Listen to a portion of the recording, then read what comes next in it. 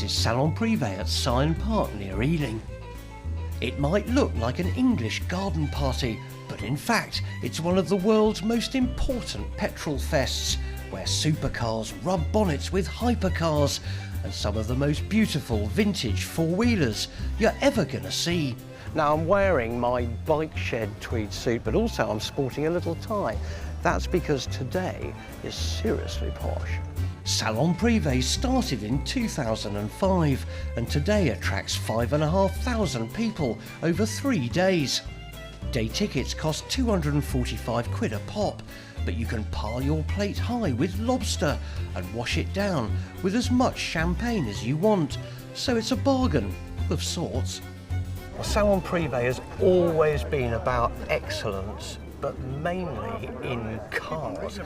But I'm pleased to say motorcycles are now becoming an integral part of the show. The centrepiece of the day is the Concours d'Elegance, where these bikes compete to be crowned best in class. Category E, Leaderboard Legends, is for classic race bikes with impeccable pedigrees. Category F, Striking Bikes, is what it says on the tin, and unlike Crufts, there are no dogs here. Well, will you feast your eyes on this stunning array of motorcycles?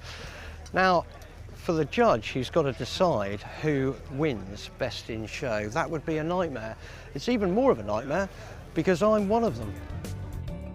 But fear ye not, my haphazard efforts will be backed up by two much more experienced judges, racing legends Steve Parrish and Malcolm Wheeler. Now Malcolm, what advice have you got for me, seeing as I'm a rookie?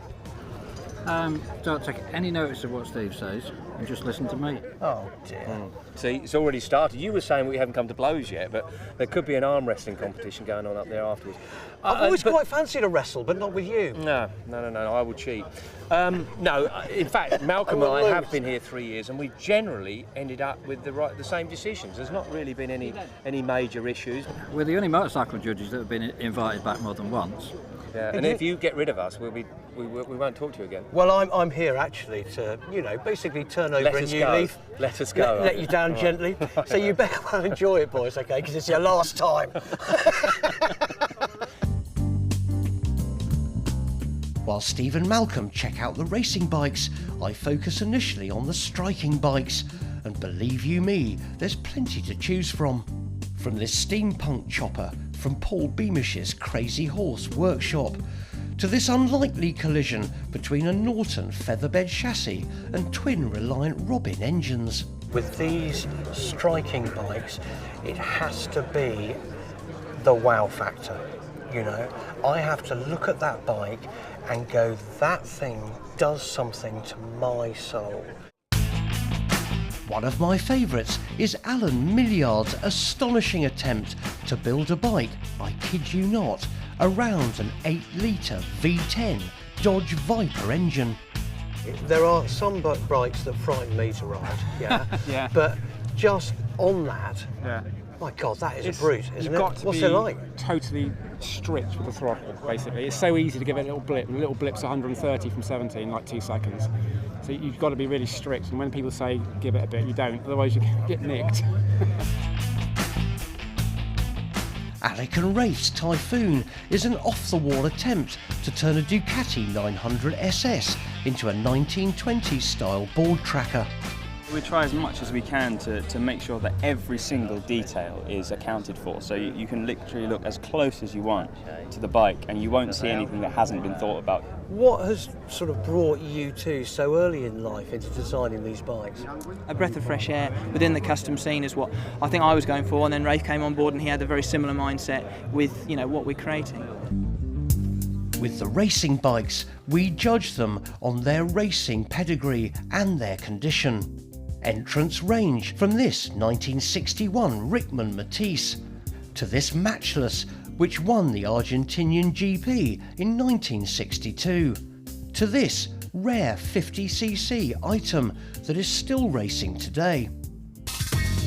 After 3 hours getting a good look at the bikes on the ground, everything gets ridden in front of the judges. Just the sound of Alan Milliard's Viper is enough to set off a small earthquake in eastern Australia. That'll do nicely. After half an hour and several more glasses of bubbly, the judging is over.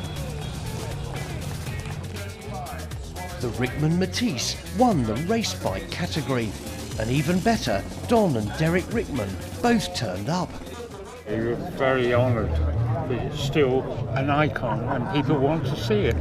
We didn't imagine that in 1960 there would still be machines like this entered for a concours d'elegance.